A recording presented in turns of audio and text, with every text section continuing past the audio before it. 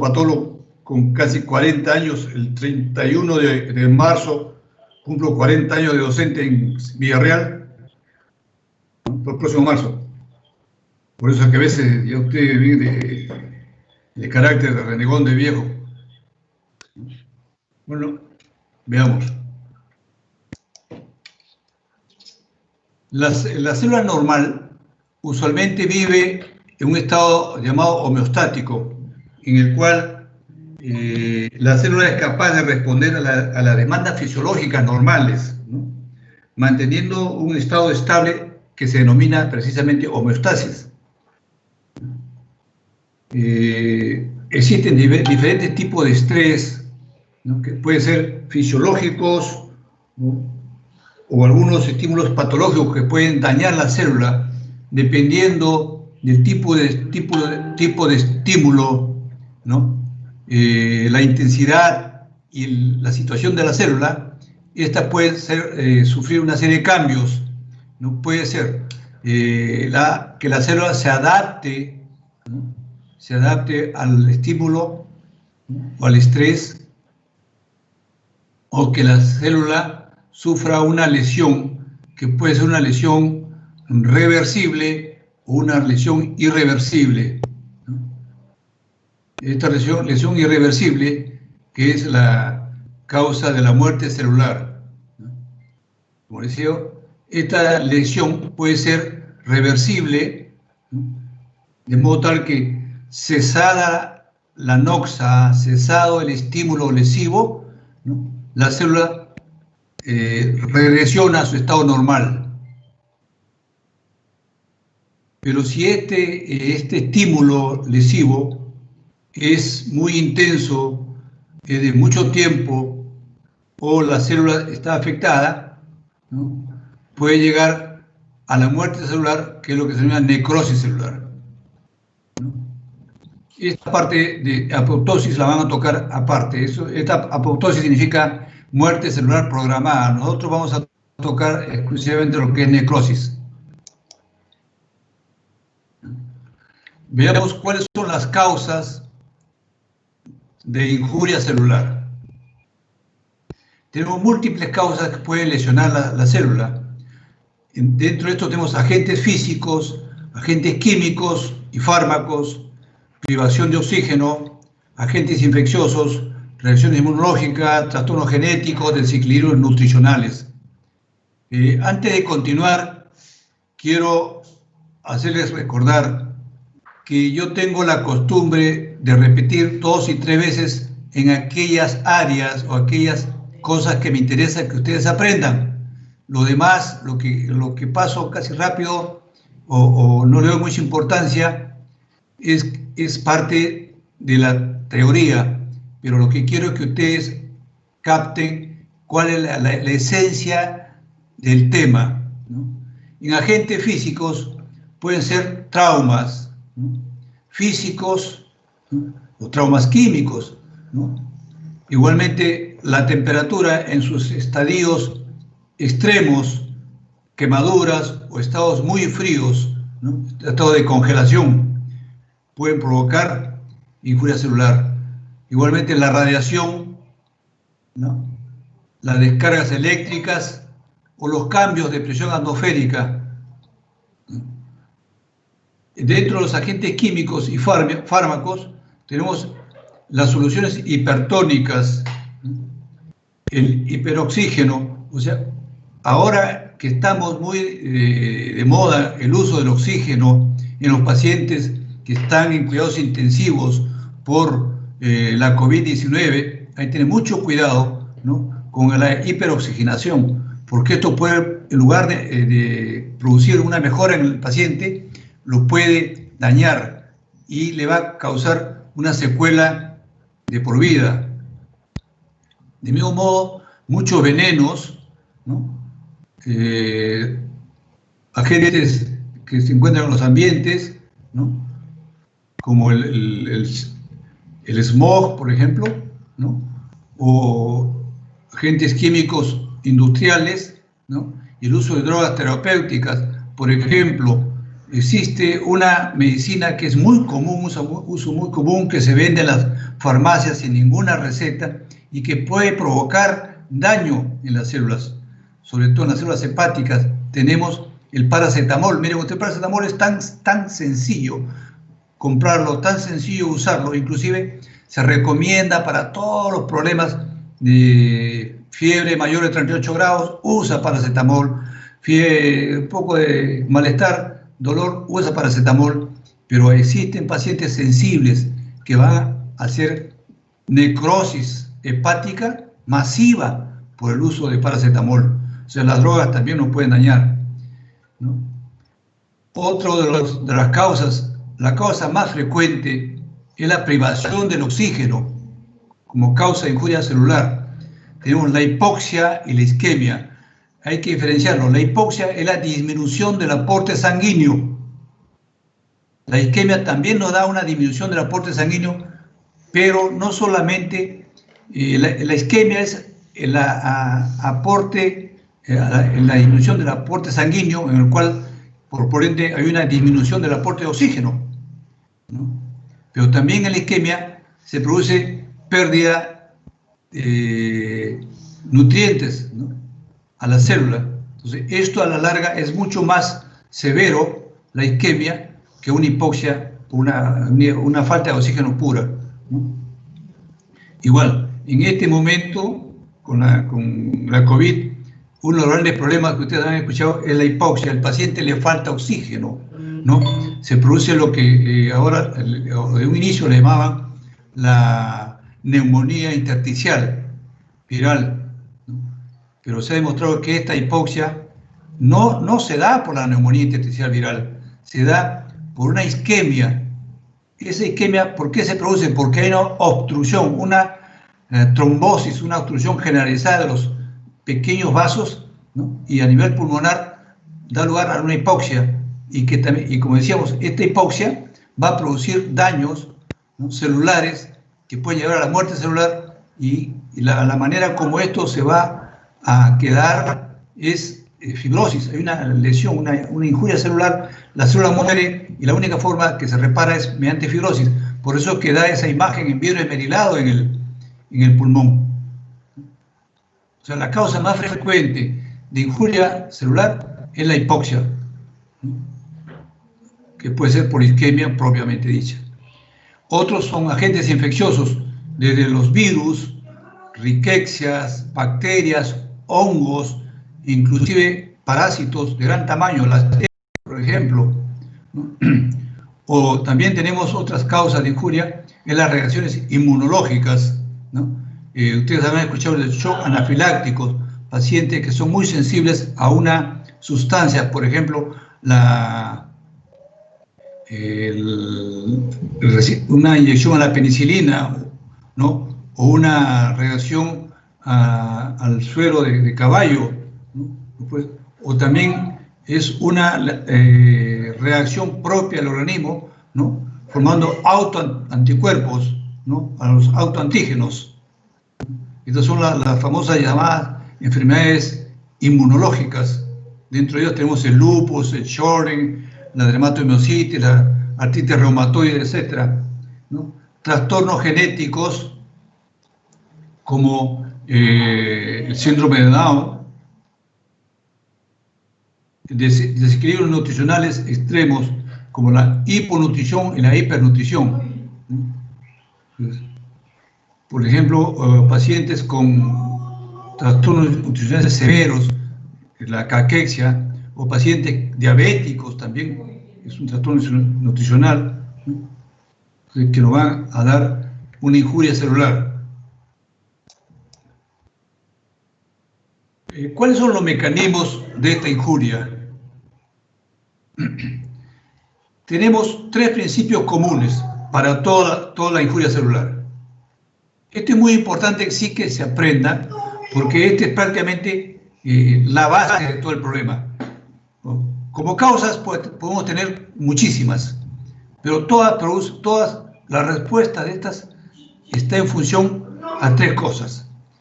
Primero, la respuesta depende del tipo de lesión, ¿no? su duración y su intensidad, ¿no? O sea, si la lesión es, por ejemplo, una hipoxia o una isquemia, que va a dar una hipoxia severa, ¿no? Si esta hipoxia o esta obstrucción, isquemia, dura mucho tiempo, lógico que va a dar más daño, y si es muy intensa, con mayor razón. O sea, la respuesta depende del tipo de lesión, su duración y su intensidad.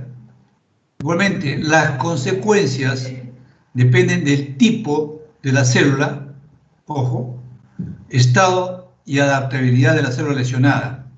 Ustedes saben que existen 3 tipos de células, que no todas las células, la estable, la hábil y la permanente, no todas las células, ¿no?, responden de igual manera ante una anoxia, una noxa. Por ejemplo, ustedes en un paciente que hace una hipotensión severa, una hipotensión, ¿no?, una disminución de la presión, ¿no?, son las células del intestino grueso las que más frecuentemente se lesionan, ¿no?, mientras que las células neuronales y musculares, cardíacas, esas células reaccionan defendiéndose más, ¿no? Entonces depende del tipo de células, o algo más simple para que entiendan, ¿no?, frente a un estímulo físico, un traumatismo, ¿no?, en la piel, ¿no? La piel tiene, las células epidérmicas tienen la gran capacidad de regenerarse rápidamente. Son células lábiles, ¿no?, que uno se produce una escoración, una lesión, y esto rápidamente se repara, ¿no?, y no queda huellas. Pero si esta lesión fuera en un órgano mucho más noble como el corazón, por ejemplo, se produce la necrosis, viene el infarto. Igualmente, el estado, si la célula está en buen estado nutricional, responde mejor, ¿no? Y de acuerdo al tipo de lesión viene la adaptabilidad de la célula lesionada, ¿no? Vamos a ver un ejemplo de qué pasa en el corazón. Igual, la lesión es el resultado de anomalías funcionales y bioquímicas en uno o varios de los componentes celulares esenciales. Es decir, esta lesión inicialmente va a afectar levemente los componentes u organelas de la célula, ¿no?, y alterar la capacidad funcional o bioquímica, ¿no?, de estos componentes celulares. Esto es importante. Esto sí, les voy a preguntar. ¿Sí? Les decía, por ejemplo, acá hay un cuadro que nos muestra, ¿no?, el efecto. Si es una lesión de larga duración, ¿no?, y cuyo efecto es deleterio de la célula, se produce una lesión celular reversible mientras la célula se está defendiendo, ¿no?, y el tiempo no es muy largo, cesa la lesión, la célula revierte a su estado normal. Pero si la duración de la lesión es muy larga, ¿no?, ya viene lo que se llama la lesión celular irreversible o muerte celular, debido a una serie de cambios ultraestructurales. Vamos a ver cuáles son estos, ¿no? Primero son los cambios ultraestructurales, después vienen cambios microscópicos y luego los cambios morfológicos macroscópicos. Y esto es importante, vean ustedes esta parte de cambios estructurales. Primero lo que sucede, la ultraestructura de la célula, la que se daña. Después nosotros podemos en el microscopio observar estos cambios microscópicos ópticos, para posteriormente estos cambios microscópicos se pueden observar macroscópicamente. Y esto, cuando hagan ustedes seminario de infarto de miocardio, agudo de miocardio, se va a dar. Por eso es que se sabe que en el infarto agudo de miocardio no hay ninguna lesión demostrable, ¿no?, inicialmente hasta las primeras 6 horas. Y el paciente ya se murió, ya tiene muerte celular, pero no hay forma de saberlo, ¿no? Con microscopio óptico, vamos a ver posteriormente. Y después de las 24 horas recién observamos los cambios morfológicos, dependiendo de la duración de la lesión, ¿no? Ahora, ¿cuáles son los blancos o las dianas más importantes de estos estímulos lesivos? ¿A qué área de la célula o a qué estructura o componente fisiológico de la célula se dirigen estos blancos? ¿Cuáles son los más afectados? de todas estas dianas o blancos, como es la respiración aeróbica, la integridad de las membranas celulares, la síntesis proteica, el citoesqueleto, la integridad del aparato genético, ¿no? De todos estos, el más frecuentemente afectado, el blanco más frecuentemente afectado, es la respiración aeróbica. La respiración aeróbica. Y ustedes saben que la respiración aeróbica es la que permite la fosforilación oxidativa mitocondrial con la consecuente producción de energía por la producción de ATP, adenosín-trifosfato. En este caso, la injuria, sobre todo la hipoxia va a alterar esta función, la respiración aeróbica, y por ende, si no hay una fosforilación oxidativa mitocondrial, no hay una producción de ATP, y si no hay producción de ATP, no hay energía celular, y depende del tiempo o la intensidad de esta lesión para que esta célula, ¿no?, el daño sea reversible o irreversible. Vamos a ver qué pasa con esta, ¿no? Otro blanco es la integridad de las membranas celulares. Esto es muy importante, ¿no? Porque las membranas celulares son las responsables de la homeostasis iónica y osmótica de las células y sus organelas. Mientras estas membranas estén íntegras, ¿no?, la homeostasis osmótica y sus organelas de las células no sucede ningún problema. Esto puede volver a regresionar, ¿no? Así tenemos igual la síntesis proteica, la conservación del citoesqueleto y la integridad del aparato genético. Esos son blancos que se van a alterar. Vamos a ver, ¿no? De estos 5 blancos o dianas más frecuentemente o más importantes que lesionan los estímulos, ¿no?, lesivos, estos 2 son los más importantes. La respiración aeróbica. ¿Por qué? Porque esta es la más frecuentemente afectada, ¿no? Y porque hay una disminución del ATP, o sea, disminución de la energía, que es lo que más frecuentemente se produce, y hay una disminución del ATP. Y la integridad de las membranas es importantísimo, porque de esta depende, ¿no?, esta es la que nos va a dar el límite entre una lesión reversible y una lesión irreversible. Vamos a ver más adelante. Se va a alterar, como digo, la síntesis proteica, va a haber síntesis proteicas anómalas, plegamientos anómalos, etc. O el citoesqueleto, o sea, celular, que mantiene las estructuras organelas en su lugar, puede alterarse por una serie de situaciones. Por ejemplo, acá hay un esquema donde vemos el estímulo lesivo, como hemos dicho, afecta muchas estructuras, ¿no?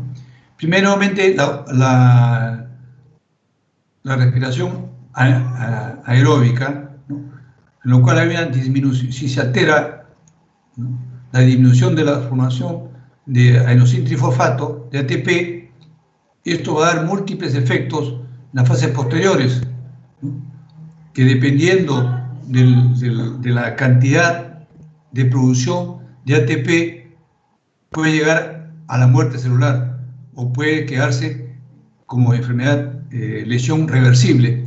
Igualmente dijimos que dañaba la membrana celular, ¿no?, y esto a su vez altera la mitocondria, las membranas plasmáticas, la liberación de lisosomas, y todo esto, ¿no?, va a conllevar posteriormente a la muerte celular o a la necrosis.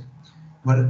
El daño del citoesqueleto, ¿no?, también altera la membrana celular, ¿no?, y va a haber pérdida de esas estructuras, como vamos a ver más adelante, ¿no?, o en el daño en el ADN o la obtención de proteínas mal plegadas, ¿no?, pero esto más se ve en la muerte celular programada. Como decía, de estas dianas, la más importante es la respiración aeróbica, ¿no?, y el daño de la membrana, que son esta la más frecuente, y esta es el límite entre lesión celular reversible y lesión celular irreversible. Veamos, ¿a qué se llama lesión celular reversible? Solamente hemos dicho que lo primero que se produce es una depresión de la producción del adenosín-trifosfato, y por eso hay una disminución de la energía celular, ¿no? Se produce hinchazón dentro de las células con cambios en las concentraciones iónicas y el flujo de agua. Vamos a ver esa estructura se altera. Y después las lesiones a nivel de la lesión irreversible y la muerte celular. Acá tenemos un esquema, ¿no? Un esquema, ¿no? Tenemos la célula normal con su membrana celular normal, las mitocondrias, el retículo endoplasmático rugoso, liso, los lisosomas, etc. Todo está, el núcleo, todo está normal, ¿no? Se produce la anoxa o la agresión, ¿no? Ya sea física, química, hipóxica, isquémica, etc. Entonces, ¿qué cosa es lo primero que se altera? Hemos dicho que la causa, lo que se altera más frecuentemente es la respiración aeróbica, ¿no? La producción de ATP. Entonces, esto, ¿qué cambios tenemos nosotros en la célula? Se hincha el retículo endoplásmico y la mitocondria se debe hinchar, ¿no? Hay acumulación de líquido dentro de la célula, por ende se hincha, ¿no? El retículo endoplásmico y las mitocondrias. Igual se forman grumos de cromatina en el núcleo, ¿no? Pero ojo, las membranas están intactas, se forman inclusive unas vesículas de membrana, ¿no? Las membranas son unas vesículas, pero no se rompen, no hay solución de continuidad en las membranas, ¿no? Si se hincha el retículo endoplásmico, se hincha las mitocondrias, ¿no? Entonces, y es aquí donde se produce la activación del ATP. Por ende, si hay daño a este nivel, hay disminución del ATP y por ende disminución de la energía celular, ¿no? Cesa la injuria celular, la célula se recupera y vuelve a su estado normal. Eso es lo normal. Y no pasó nada. Pero si este daño o esta anoxa es mucho más intenso, mucho más prolongado, viene ya lo que se llama la lesión irreversible o muerte celular, ¿no? O denominada necrosis. ¿Qué cambios ultraestructurales vemos en esta lesión irreversible o necrosis celular? ¿No? El retículo endoplásmico se hincha mucho más, ¿no?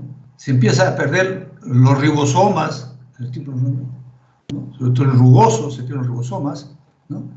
Hay rotura de los lisosomas con liberación de las enzimas que van a digerir las organelas, ¿no? Se lesiona igualmente la membrana celular, ¿no? Presencia de fibra mielina, las mitocondrias se forman densas acumulaciones amorfas, ¿no? El núcleo se hace una condensación nuclear, pierde su forma, la cromatina se condensa y se daña la membrana celular, ¿no? Esto es lo importante. Cuando se produce el daño a la membrana celular con todos estos cambios, como es hinchazón del retículo endoplásmico con la pérdida de ribosomas, ¿no? La ruptura del lisosoma con la liberación de enzimas, ¿no? La presencia de fibras de mielina, condensación nuclear, con estos canales que se forman en la membrana, ¿no? Viene la muerte celular. Entonces, la pregunta es, ¿no? Podemos hacerla ahorita o al final, ¿no? Pero lo podemos hacer ahorita, ¿no? ¿Cuál es para usted el signo más representativo de muerte celular? La lesión aeróbica, la respiración aeróbica, con daño de la mitocondria, con liberación de enzimas, ¿no? Con hinchazón o pérdida de los ribosomas en el retículo endoplásmico, ¿no? Con una bajísima producción de ATP en las mitocondrias, etc. O la ruptura de la membrana celular. Esta es la causa. Cuando se produce la ruptura de la membrana celular, aquí ya no, la lesión ya no revierte. Aquí se hace irreversible, ¿no? Y el problema es ya irreversible. Esta es la lesión más severa. Ejemplo, decíamos de estas lesiones del tipo de agente causante de la lesión y el tipo de la célula. Por ejemplo, en el miocito normal, ¿no?, tiene una capacidad de defenderse de la hipoxia o de la isquemia, ¿no? Entonces, miren ustedes, se produce un área de necrosis, un área de isquemia, el miocito se adapta, ¿no? Se adapta y se crece, hace hipertrofia, que va a reemplazar las áreas dañadas, ¿no? Mientras que si la lesión es mucho más severa, la oclusión es más severa, el miocito lesionado no resiste, ¿no?, y va hacia la muerte celular. Y esto es lo que se conoce como infarto cardíaco. O sea, dependiendo del tamaño del infarto cardíaco, el paciente muere. Cuando hagamos la macroscopía y la microscopía en prácticas, vamos a ver esta área. Es muy interesante cómo se observa microscópicamente esta área y cómo se observa esta área acá. ¿Qué significan las células hipertróficas y las células neoplásicas? Las células necróticas, disculpen, ¿no? Veamos cada uno de estos mecanismos en los cuales se produce, qué es lo que se produce en la célula, ¿no? En la depresión del adenosín-trifosfato, del ATP, en la depresión y baja de síntesis de ATP, frecuentemente, hemos dicho, se asocia a hipoxia, ¿no?, y química tóxica. Entonces hay una disminución de la fosforilación oxidativa, ¿no? Entonces, esta fosforilación oxidativa es la mayor productora de ATP. Si esto se pierde, si la capacidad de fosforilación oxidativa se pierde por una hipoxia, ¿no?, se pone en acción la segunda vía que produce ATP, pero es en menor proporción, la vía glucolítica, ¿no? Esto se produce en el hígado. Esto es importantísimo. Así como preguntaba cuál era el daño más significativo para la muerte celular, que decíamos que era la ruptura o el daño en la membrana celular, ¿no? Igual, cuando el ATP se produce menos del 5 a 10%, ojo, ¿no?, afecta ampliamente a sistemas celulares críticos, tales como se produce. ¿Qué produce? Mire, hay reducción de la actividad de la bomba de sodio, ¿no? Entonces la célula se hincha, entra líquido, o sea, se acumula el sodio dentro de la célula y sale el potasio. O sea, la célula se hincha, viene el edema de la célula, ¿no?, el retículo endoplásmico se hincha, etc. Igualmente, el metabolismo celular energético se altera totalmente, ¿no? Hemos visto que produce una disminución de la baja de ATP, ¿no? Falla la bomba de calcio, dando lugar a la entrada de calcio citosólico a la célula, ¿no? Normalmente hay muy poca cantidad, 0.3 nanogramos de calcio dentro de la célula, ¿no?, y con esta entrada puede llegar a 1.3 milimol de calcio. Esto va a producir muerte celular, un daño muy severo, ¿no? También hay una alteración estructural del aparato sintético de las proteínas. Las proteínas se sintetizan en forma anómala, produciendo plegamientos erróneos de estas proteínas.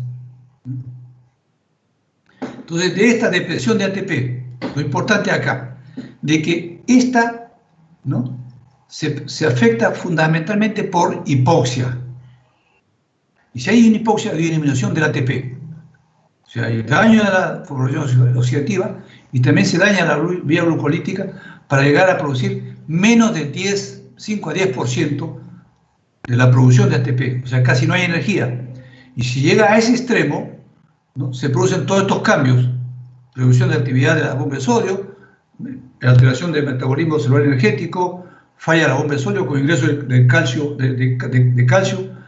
ingreso de calcio citosólico, se altura el aparato sintético de proteínas. Acá tenemos un ejemplo. ¿Qué pasa con las isquemias? Hemos dicho que la isquemia es mucho más que la hipoxia. La isquemia conlleva hipoxia y conlleva también disminución de aportes sanguíneos a la zona lesionada, ¿no? O sea, no hay oxígeno. Si no hay oxígeno, no hay sangre, no hay oxígeno. ¿no? Entonces, lo primero que se daña es la mitocondria, porque aquí es donde se produce la fosforilación oxidativa, que viene a ser la productora del ATP. Si hay daño de la fosforilación oxidativa, hay disminución del ATP, o sea, no hay energía celular. Si no hay una disminución marcada de 5 a 10% por debajo de esta cantidad de ATP, ¿no?, se daña la bomba de sodio, ¿no? Entonces ingresa sodio a la célula se hincha, ¿no?, y el calcio intracelular sale, ¿no? La célula se hincha. Igualmente, esto produce, esta hinchazón, ¿no?, produce la entrada del calcio, ¿no?, extracelular a la célula. Hemos dicho que el calcio citosólico intracelular es más que 0.3 nanogramos, ¿no?, mientras que cuando se produce este daño, esta cantidad de calcio que ingresa, ¿no?, a la célula, ¿no?, se convierte en 3 milimol de calcio citosólico, ¿no? Igualmente, hemos dicho que hay salida de potasio, la célula se hincha, ingresa sodio, ¿no? Y si se hincha todo esto, hemos hablado de que la lesión reversible es hinchazón del retículo endoplásmico, hinchazón celular, pérdida de microvelocidades, vesículas, ¿no? Hasta acá nosotros estamos en la fase de reversible. Entonces, falló esta zona de acá, ¿no?, falló la fosforilación oxidativa. Entonces, se pone en acción la glucólisis anaeróbica, ¿no?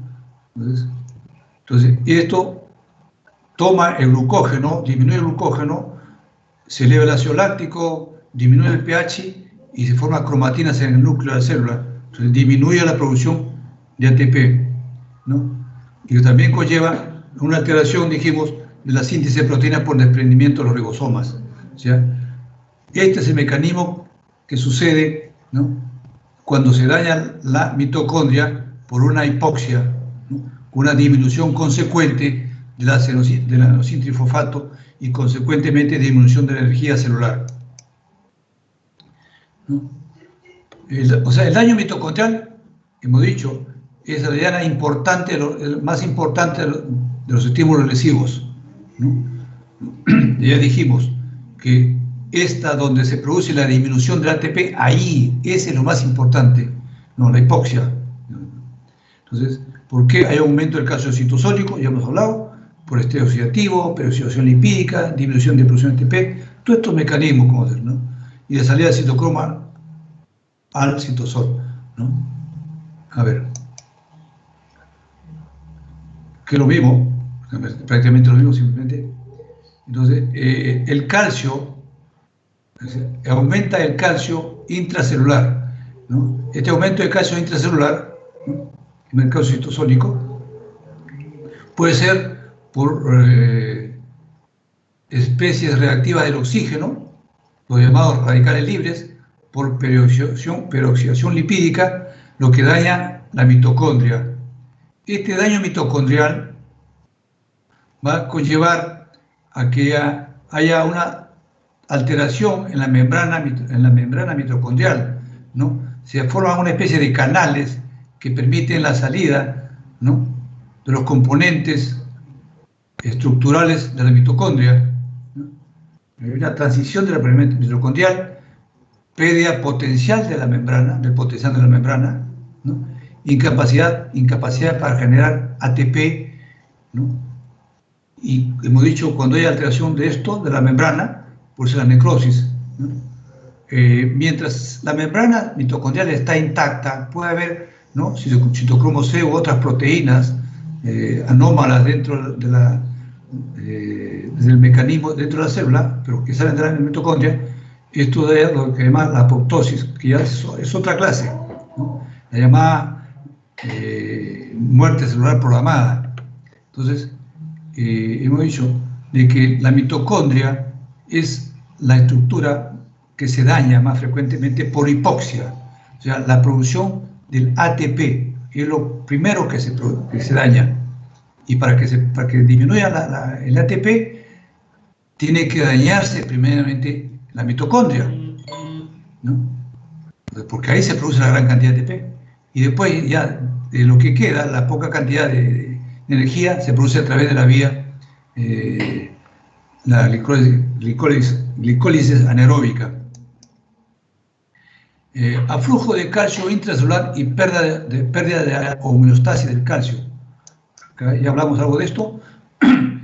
El calcio extracelular, o calcio citosólico se llama, ¿no? Se produce un agente lesivo, lesiona al agente, a la célula. Entonces, permite que este calcio extracelular ingrese a la célula, y hemos dicho que este calcio que está dentro de las mitocondrias es un calcio de muy poca concentración. Son 3 nanogramos, solo 3 nanogramos, es muy poco. Pero cuando ingresa el calcio citosólico, esto se convierte en 3 milimoles. Entonces, este aumento de calcio citosólico sí produce una serie de daños, ¿no? Libera, no solamente es el calcio que viene de la célula, que viene de fuera de la célula que ingresa, porque es daño de la membrana, también se libera el calcio que está dentro de la mitocondria y el calcio que está en el retículo endoplásmico. Esto constituye el calcio citosólico que llega a 3 milimoles. Este aumento del calcio citosólico, ¿no?, libera una serie de enzimas, como la ATPasa, la fosfolipasa, la proteasa, la endonucleasa. Esta ATPasa es la responsable de la disminución del ATP. ¿No? ATP. Igualmente, la fosfolipasa disminuye los fosfolípidos, la proteasa, ¿no?, encarga de la ruptura de la membrana y proteínas citoesqueléticas, ¿no?, y la endonucleasa daña la cromatina nuclear. O sea, todo esto, al final, ¿no?, va a dañar la membrana nuclear, ¿no?, con una disminución marcada de ATP, hacen que la lesión sea irreversible. O sea, daño a la membrana con disminución del ATP, muerte celular, o necrosis, por incremento del calcio citosólico. Pero esto es un tipo de mecanismo que no es muy frecuente, ¿no? Y hemos dicho que lo más frecuente es la hipoxia, ¿no?, a través del daño de la mitocondria. También se produce este tipo de injuria celular por acumulación de radicales libres derivados del oxígeno. Esto se denomina estrés oxidativo. Entonces, este estrés oxidativo, este oxígeno, hemos dicho que el oxígeno en grandes cantidades o a gran presión puede dañar las células, ¿no? Entonces, este oxígeno ingresa a la célula, daña la mitocondria, se produce una reducción incompleta del oxígeno y se forma el superóxido, ¿no?, el superóxido, ¿no? Este superóxido se transforma en peróxido de hidrógeno, ¿no?, y que puede transformarse por la reacción de Fenton en radical hidroxilo. Estas son las llamadas especies reactivas del oxígeno, que son dañinas, ¿no?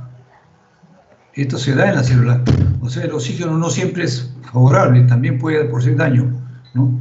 De allí que se use mucho actualmente los radicales, las drogas, ¿no?, para eliminar radicales libres, que son los que van a dañar, ¿no? Entonces, esta especie reactiva del oxígeno, ¿no?, entonces, produce efectos patológicos, ¿no?, como muerte, lesión y muerte celular, ¿no?, dando todo a través de una serie de mecanismos. Los ácidos grasos por oxidación generan generación de peroxidasa de lípidos, ruptura de la membrana plasmática, dañan las organelas, ¿no? Igualmente, a nivel de las proteínas, produce oxidación, pérdida de la actividad enzimática, plegamiento anormal de las proteínas, y en el ADN, oxidación y mutaciones y roturas, ¿no? Existe unos mecanismos propios de la célula que permiten eliminar estos radicales libres, ¿no? En las mitocondrias, estos radicales libres se convierten, ¿no?, el oxígeno en peróxido, o por la glutatión peroxidasa en mitocondrias convierte el radical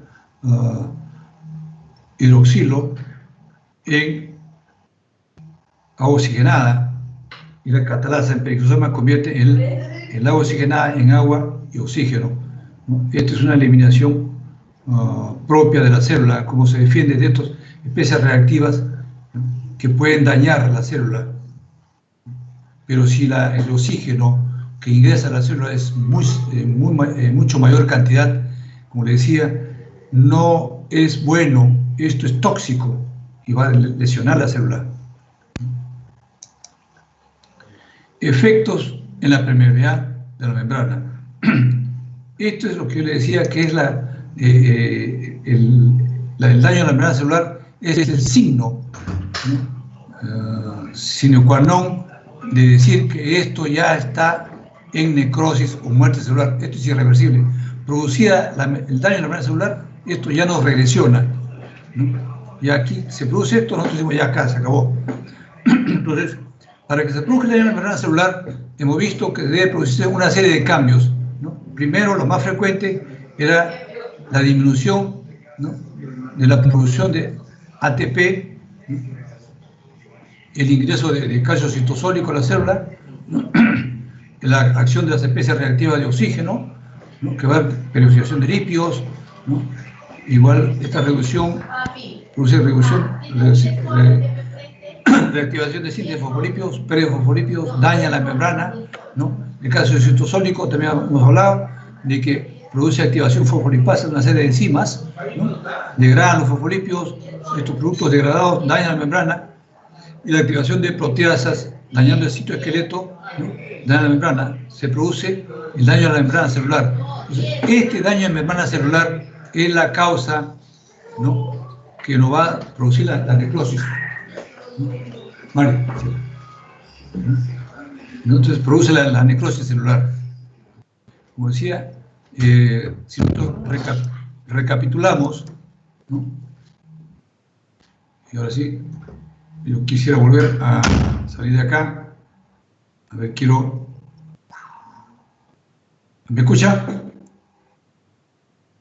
¿Aló? Sí, doctor, se lo escucha. Oye, a ver, entonces, esto es en sí la clase de injuria celular.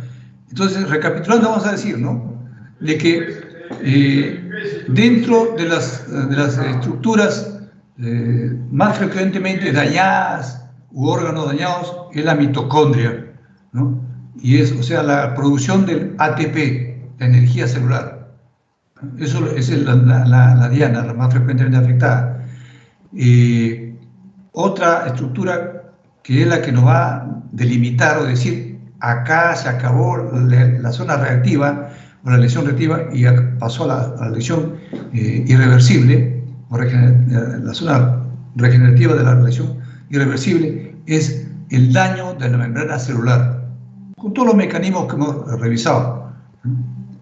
Entonces, solamente recordar de que para que se produzca un daño celular severo y que vaya posteriormente a la muerte celular, la producción de este ATP debe estar entre 10 a 5%, incluyendo la activación de la glucólisis anaeróbica, ¿no? Entonces, y esto siempre es una serie de cambios.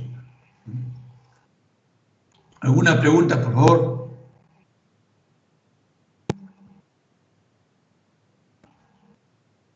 Como les decía, esto... A ver, ¿en qué estoy ahora? Ya estamos acá.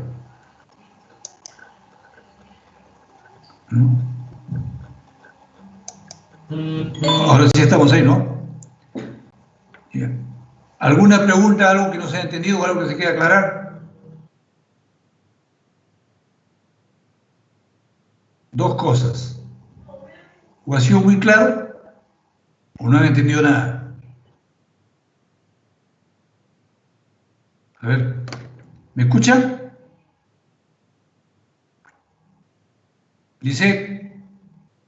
Sí, doctor, sí se escucha. Hay un compañero que desea hacer un comentario o una pregunta. Albeni, ¿puedes saltar? A ver, ya, lo escucho. Doctor, buenas tardes. Tu nombre, por favor. Albeni Campuzano. Ya. Doctor, en diapositiva 15 usted habló de apoptosis y de necrosis. En esa diapositiva muestra el citocromo C de la mitocondrias. Entonces, podría decir que cuando hay una disfunción en la mitocondria y no se activa, a lo mejor una permeabilidad de la membrana, como se podría producir una necrosis, no se producía una apoptosis, doctor. No te escucho bien. No te escucho bien. Tú me dices, doctor, que... disculpe, para que escuche mejor el audio, como hay un poco de eco, ingrese al cuadradito con la X para que deje de compartir la pantalla, porque eso hace que haya un poco de eco. Ya, ahora sí está mejor. Ahora sí, repite, por favor. Sí, doctor, le decía, en la diapositiva 15 hay un gráfico interesante, me llamó la atención, que habla de que si se produce una lesión en la mitocondria, pueden tener, creo, dos respuestas. En una hay una permeabilidad mitocondrial y en otra hay como una salida de citocromo C, ¿no? Y quería saber si podría yo diferenciar una necrosis y una apoptosis, o cómo es el inicio del mecanismo, si es que hay una salida de citocromo C, como dice la imagen, ¿no sería necrosis, no sería apoptosis, o cómo? No, en ambos casos hay necrosis, ¿ah? En ambos casos hay necrosis. La diferencia entre la apoptosis y la necrosis o muerte celular por injuria celular, ¿no?, es que la apoptosis es una programación de la célula. Recuerden ustedes, por ejemplo, se habla de las células lábiles y estables, ¿no? Las células hepáticas o las células sanguíneas, por ejemplo, que tienen un tiempo de vida y se van regenerando, ¿no? Se van muriendo las células y van siendo reemplazadas. Pero ¿para qué? La célula necrótica se destruye el citoplasma, primero se destruye el núcleo, se destruye el citoplasma, ¿no?, y todas las organelas. Mientras que en la apoptosis no se destruye, el citoplasma queda, ¿no? O sea, el núcleo se destruye, las organelas se van destruyendo poco a poco. Eso está programado. Hay una clase de apoptosis, que no me toca a mí, ¿no? Por eso es que no quería, sino que para que diferenciar entre lo que se produce por este mecanismo, pero es una situación ya porque el mismo organismo programa su muerte celular. Pero no porque sea una noxa, no es por un daño celular, es por una programación, el organismo programa su renovación celular. Como le digo, es una clase que va de aquí a 2 o 3 clases que toca la parte de apoptosis. Se va a hablar más ampliamente de esto. Ok, doctor, gracias.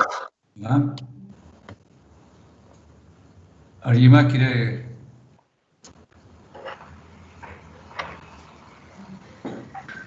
Sí, doctor, la alumna Ramírez Pacheco desea participar. Ya, a ver. Buenas tardes, doctor. ¿Me escucha? Buenas tardes. Sí, un poquito más fuerte, no te escucho. Ok.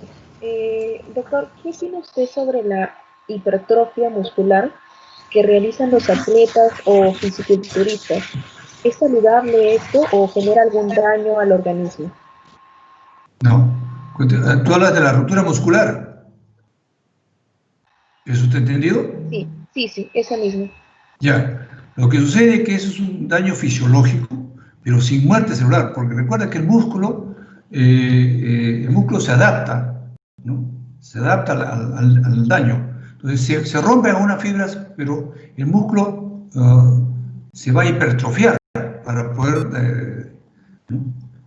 O sea, no es que la célula se regenere, no, el músculo ¿no? Se daña la célula, ¿no?, y se hipertrofia para poder cumplir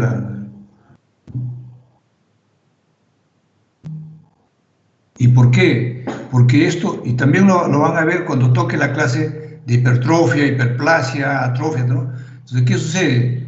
Que cuando hay un sobreestímulo físico, ¿no?, u hormonal, ¿no?, entonces la célula crece, se hincha, o también por estímulo hormonal puede crecer o hincharse, ¿no?, y en este caso del físico, es por un estímulo físico exceso que puede romperse la fibra muscular, ¿no? Pero no es que esto le produzca muerte celular, no.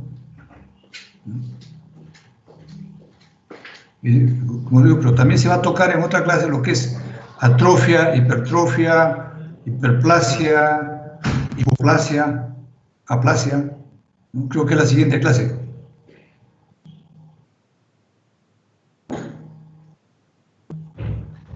A ver.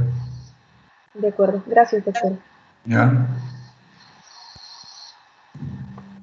Doctor, hay otra participación del alumno Pimentel Sánchez.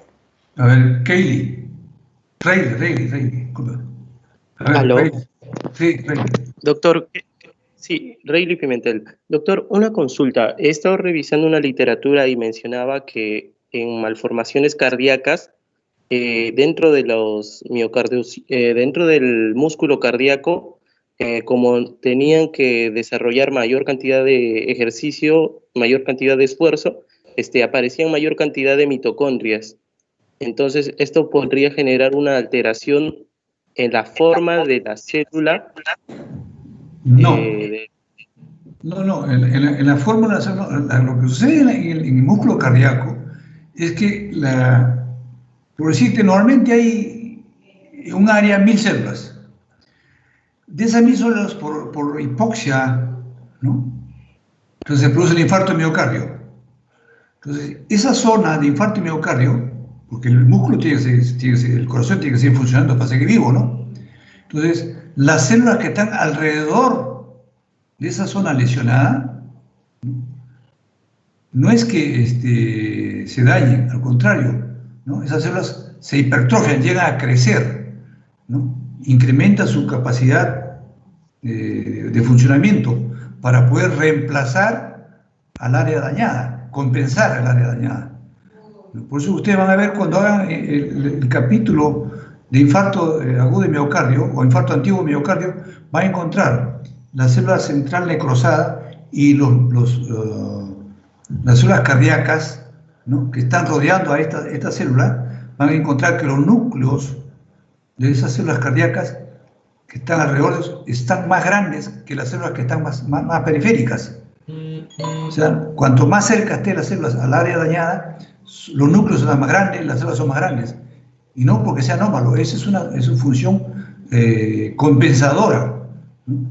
Y cierto, incrementa la cantidad la capacidad de producción ATP por incremento de las mitocondrias, pero eso no es anómalo.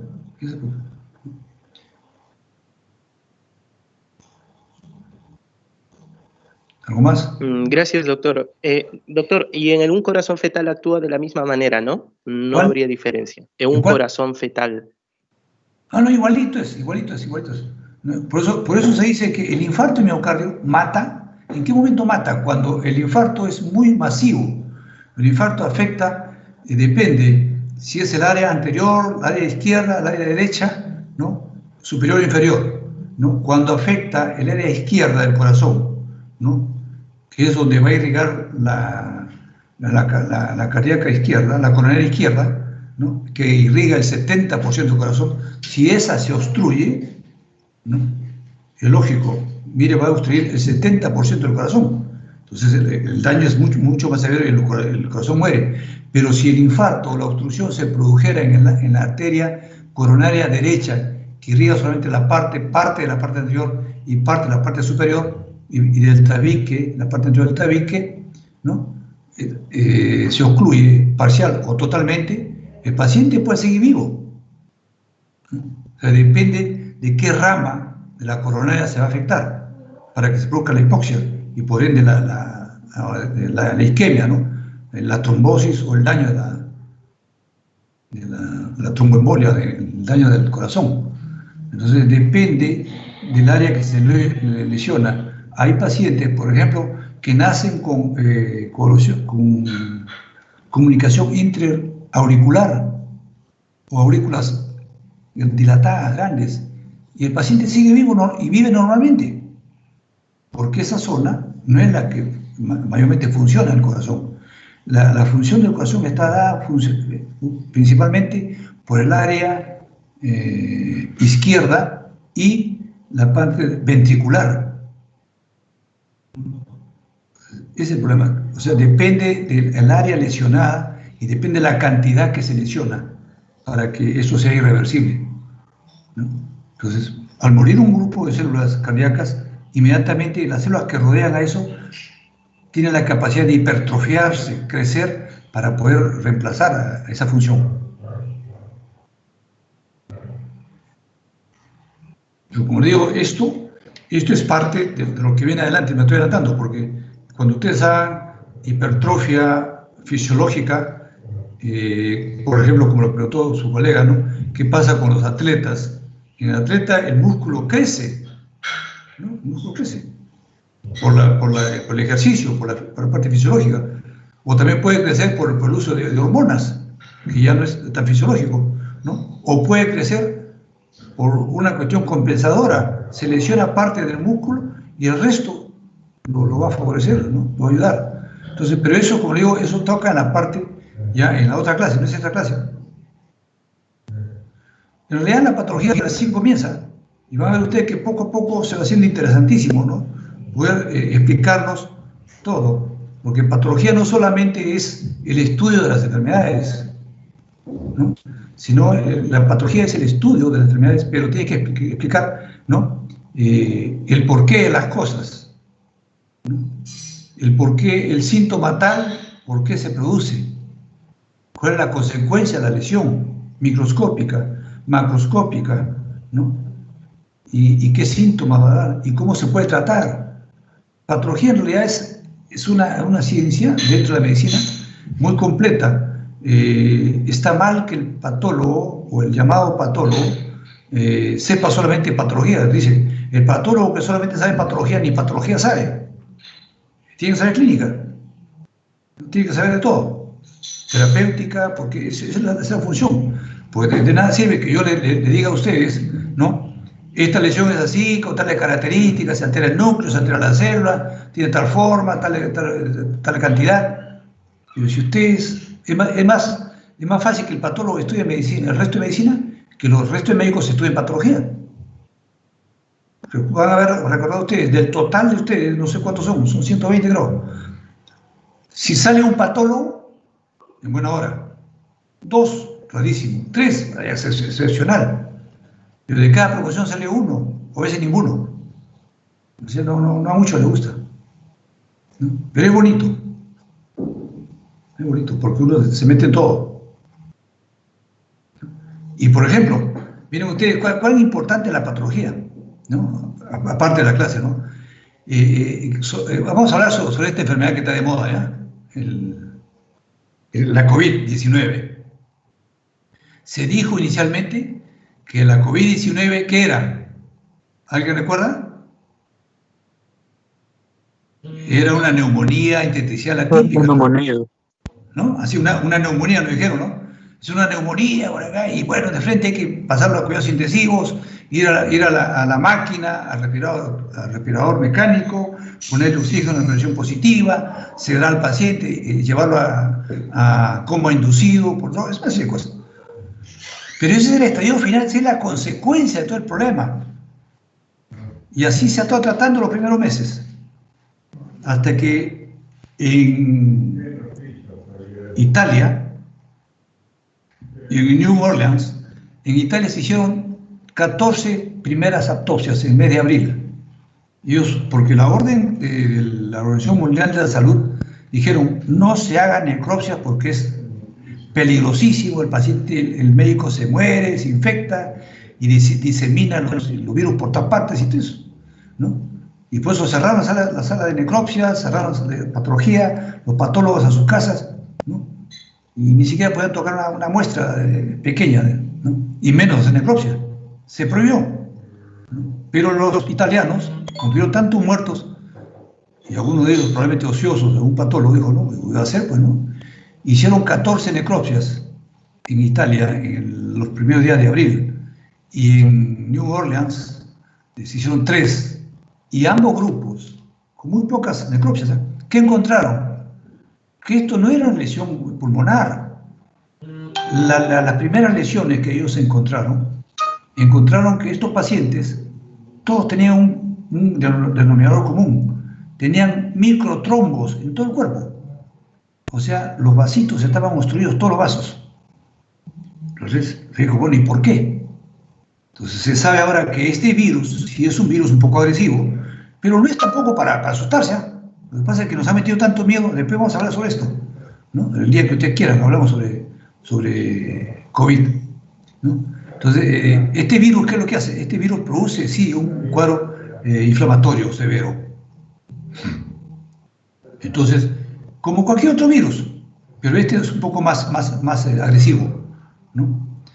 Pero si nosotros al primer síntoma, segundo síntoma del virus, empieza a producir, ingresa a producir 1000 virus, al día siguiente se convierten en 100.000, al otro día se convierten en 1 millón, 10 millones, entonces reproduce rápidamente, como cualquier virus, insisto, ¿no?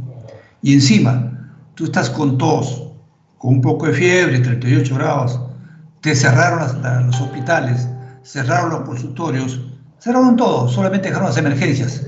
¿Recuerdan? Si tú ibas a un hospital porque te sentías un poquito resfriado, un poco de tos seca, ¿no? Un poquito de malestar, un poco de cefalea, 38 de temperatura, te botaban. ¿Sí? ¿Para qué vienes al hospital si eso no es emergencia? Fíjate. Graso error. Allí comenzó ese problema. Allí comienza. Pero si nosotros tratamos, entonces viene la liberación de linfoquinas, la cascada de citoquinas, ¿no? Y viene el proceso inflamatorio. Ahí se produce, todos los virus arrancan así. Y ese proceso inflamatorio activa, ¿no?, la famosa coagulación intravascular diseminada, la cascada de la coagulación, y ocluye los vasos. Y no solamente los vasos periféricos, ni los vasos del corazón o el hígado, ¿no?, también de los pulmones.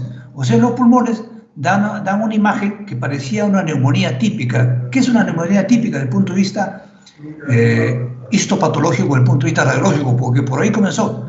Los radiólogos que veían una imagen difusa, decían virus amirilado, o sea, no es clara, los pulmones se ve un poquito borroso. Eso es neumonía típica, ¿no es cierto? Así se ve la neumonía típica. Pero la neumonía típica era porque a nivel de los tabiques intraalveolares, por ahí comienza el problema, ¿no?, se producían microtrombos a nivel. Estos microtrombos producían una hipoxia, ¿no? Y la hipoxia, hemos dicho, que produce daño a las células que están al lado, ¿no? Y por eso es que se producen todos estos daños, y al final esos daños producen la muerte celular, ¿no? La muerte celular. ¿Y qué pasa con la muerte celular? ¿Qué pasa con una herida? ¿Qué puede pasar con una herida? Si nosotros tenemos la capacidad de poder defendernos en algo, ¿no?, un corte en la mano o en cualquier parte, ¿qué pasa? O se cura y desaparece nada, desaparece. Si es superficial, ¿no?, no queda ni huella, ¿no? Pero si esa cicatriz es profunda y muere las células, ¿qué va a pasar ahí? ¿Qué queda? Queda la cicatriz. Y eso es lo que aparece en los tabiques intraalveolares. Pequeñas cicatrices del tabique por daño de la muerte celular, de las células que están en los neumocitos. Pero los neumocitos no tienen por qué producir la neumonía. La neumonía es una acción viral en los espacios celulares, no en los neumocitos, ¿no?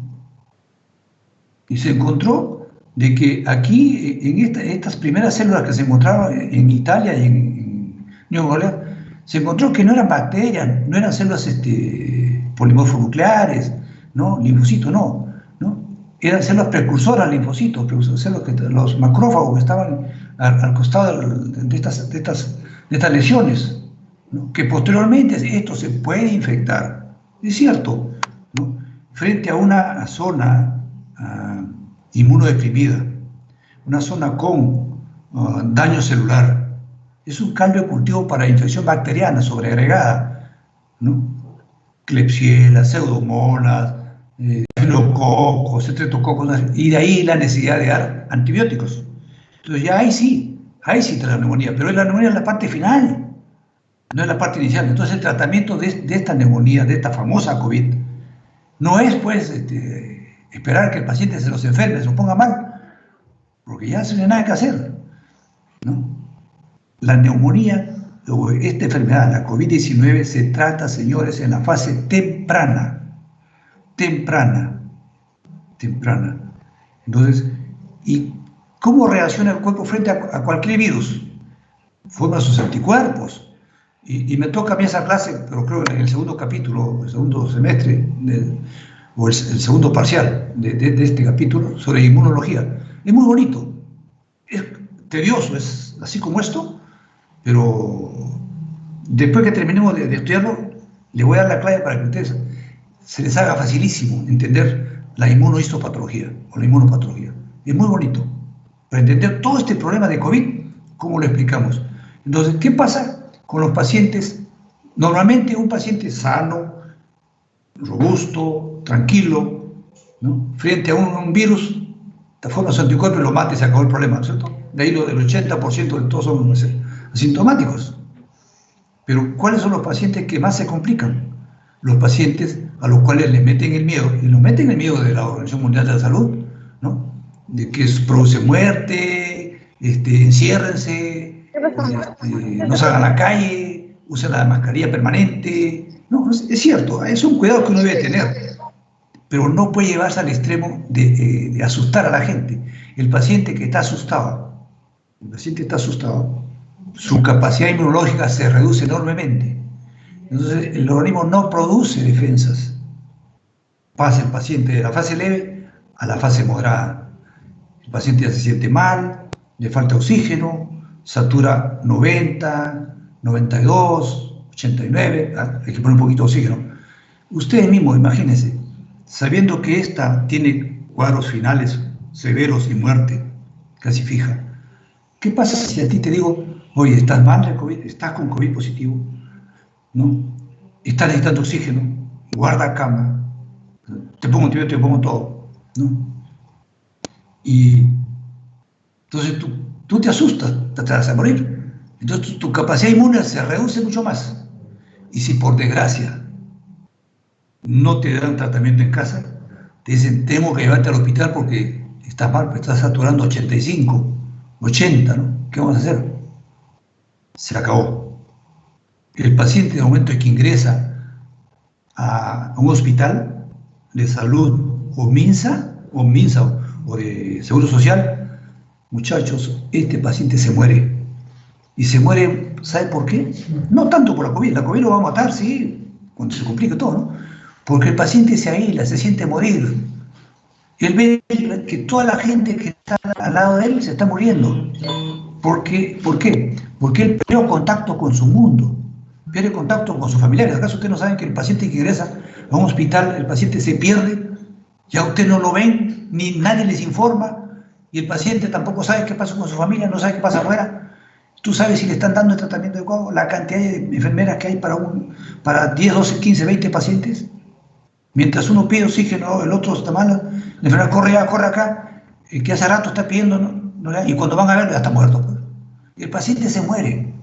Es importantísimo nosotros tratar no solamente al paciente en la fase temprana, sino también darle al paciente el soporte psicológico necesario para que él entienda de que sí se puede tratar, sí se puede sanar. Los consultorios externos nunca debieron haberse cerrado. Los consultorios externos siempre deben ser abiertos. La primera fase es donde, como cualquier virus, cualquier resfrío, si ustedes se descuidan y si te metiste un resfrío común, estás en tu casa todo y encima te dicen, oye, ¿sabes qué? Ponte la mascarilla, ¿qué te digo? Métete en tu cama, no hagas nada, que te vas a morir, que te sientes mal, pues, estás mal, te enfermas. Ese es el gran problema de esta pandemia. Y no es porque el virus sea una cosa mortal, como todos, oye, casi todos los virus matan gente, ¿eh? Y miren ustedes el porcentaje que la TT mata, mucho menos que el ébola, mucho menos que el virus de la influenza, entonces.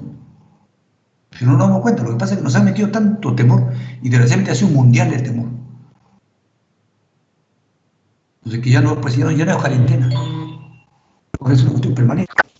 Y encima nuestro señor presidente sale a decirnos, ¿no?, que las vacunas que van a llegar a Perú van a llegar probablemente el próximo año, ¿no?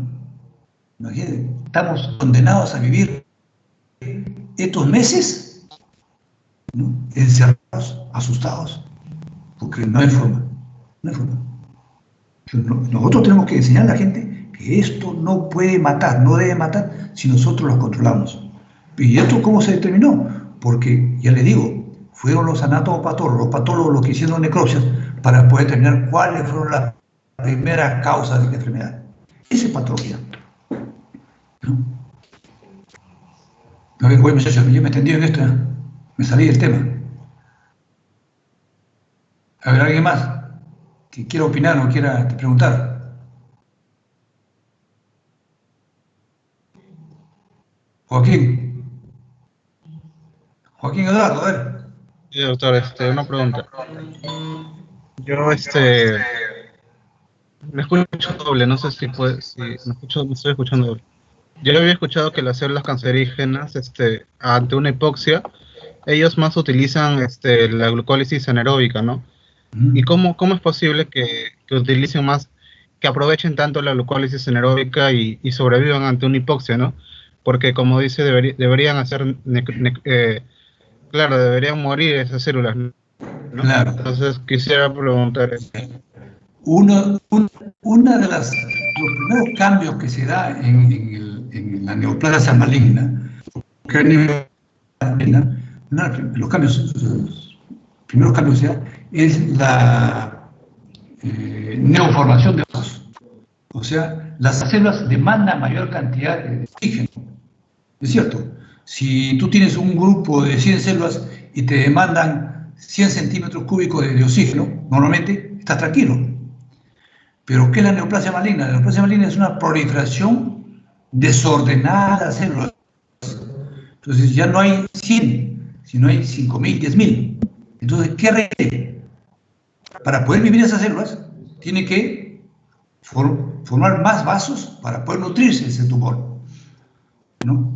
Pero vista que la reproducción celular es tan acelerada, la reproducción de vasos no alcanza muchas veces para poder nutrirlos. Viene la hipoxia, vienen en hipoxia. Entonces, hacen uso de la glicólisis anaeróbica, ¿no? Pero también mueren, ¿eh? Pero la glicólisis anaeróbica los salva de la famosa hipoxia, porque hacen el, ¿no? Pero porque hay regeneración de vasos. Por eso las neoplasias malignas, van a ver cuando nos toque macroscopía o microscopía, se caracterizan por dos signos macroscópicos y microscópicos muy fáciles de ver: la necrosis y la hemorragia. Tumor con focos de necrosis y hemorragia, usualmente, 90 y tantos % maligno. Los tumores benignos no tienen necrosis y hemorragia usualmente, muy pocos, poquísimos, ¿no? Y para que haya hemorragia y necrosis en un tumor, tiene que haber una gran cantidad de vasos, se reproducen los vasos, pero la reproducción vascular no alcanza a satisfacer la gran demanda que demanda la proliferación exagerada de células. Por eso que usan la famosa glicólisis anaeróbica. Ellos usan todo lo que tienen a la mano. ¿Sí?